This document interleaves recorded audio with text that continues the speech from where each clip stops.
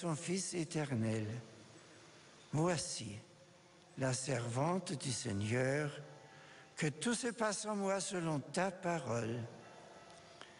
Elle est la beauté transfigurée, l'image de l'humanité nouvelle, en se présentant ainsi dans une totale dépendance de Dieu. Marie exprime en réalité une attitude de pleine liberté, fondée sur l'entière reconnaissance de sa véritable dignité.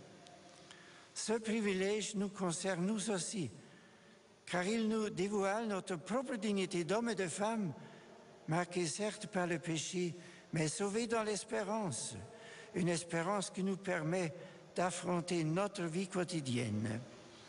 C'est la route que Marie ouvre aussi à l'homme.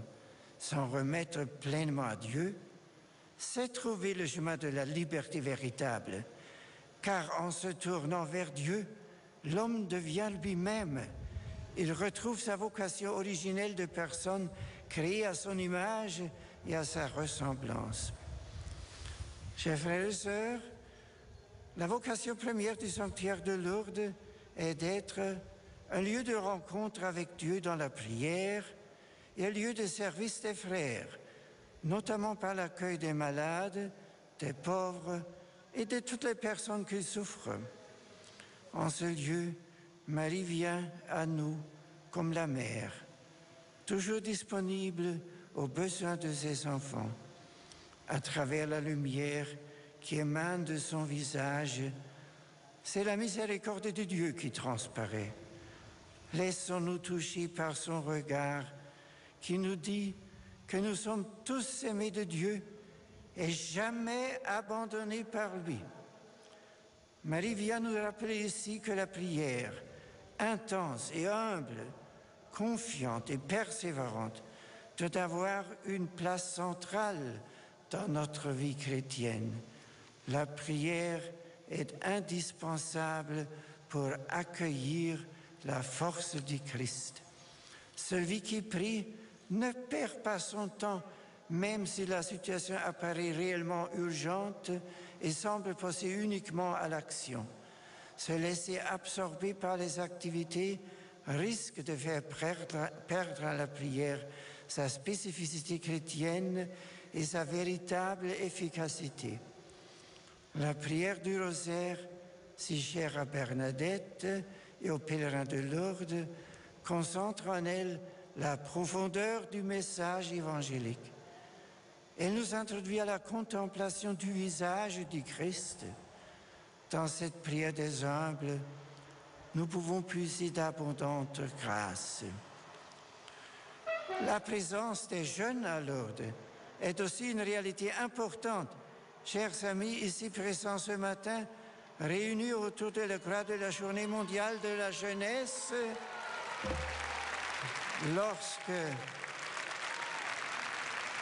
lorsque Marie a reçu la visite de l'ange, c'était une jeune fille de Nazareth qui menait la vie simple et courageuse des femmes de son village.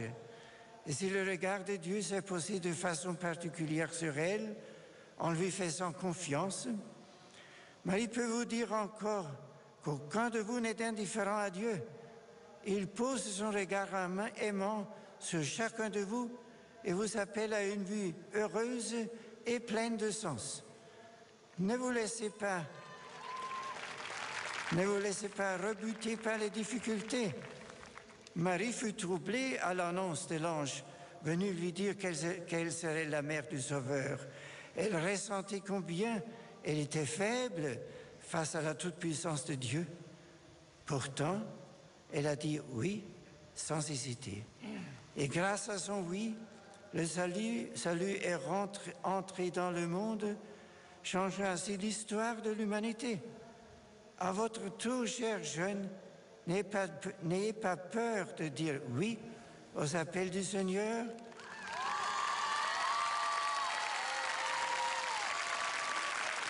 Lorsqu'il vous invite à marcher à sa suite, répondez généreusement au Seigneur. Lui seul peut combler les aspirations les plus profondes de votre cœur.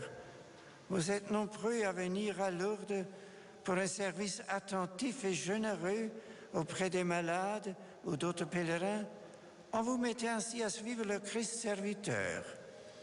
Le service des frères et des sœurs ouvre le cœur et rend disponible. Dans le silence de la prière, que Marie soit votre confidente, elle qui a su parler à Bernadette en la respectant et en lui faisant confiance. Que Marie aide ceux qui sont appelés au mariage à découvrir la beauté d'un amour véritable et profond, vécu comme don réciproque et fidèle. À ceux parmi vous que le Seigneur appelle à sa suite dans la vocation sacerdotale ou religieuse, je voudrais redire tout le bonheur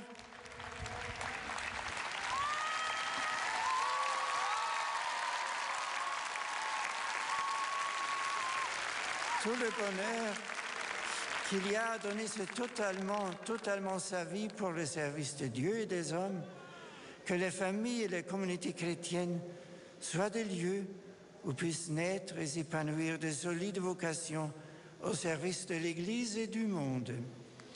Le message de Marie est un message d'espérance pour tous les hommes et pour toutes les femmes de notre temps, de quelque pays qu'ils soient. J'aime invoquer Marie comme étoile de l'espérance. Sur les chemins de nos vies, si souvent sombres, elle est une lumière d'espérance qui nous éclaire et nous oriente dans notre marche. Par son oui, par le don généreux d'elle-même, elle a ouvert à Dieu les portes de notre monde et de notre histoire. Et elle nous invite à vivre comme elle, dans une espérance invincible, refusant d'entendre ceux qui prétendent que nous sommes enfermés dans la fatalité. Elle nous accompagne de sa présence maternelle au milieu des événements de la vie des personnes, des familles et des nations. Heureux les hommes et les femmes qui mettent leur confiance en celui qui, au moment d'offrir sa vie pour notre salut, nous a donné sa mère pour qu'elle soit notre mère. Chers frères et sœurs, sur cette terre de France, la mère du Seigneur est vénérée en d'innombrables sanctuaires qui manifestent ainsi la foi transmise de génération en génération. Célébrée en son Assomption, elle est la patronne bien-aimée de votre pays. Qu'elle soit toujours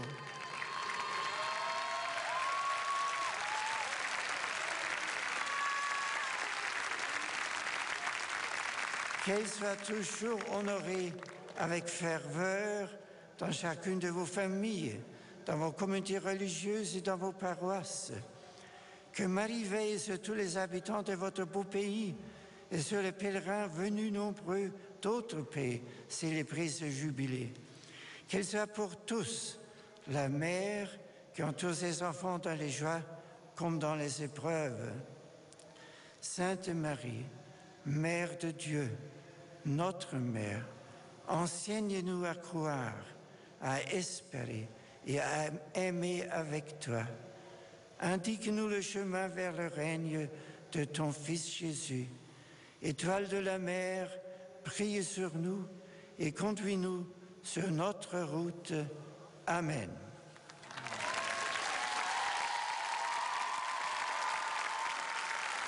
Méditons en silence les paroles que le Saint-Père vient de prononcer.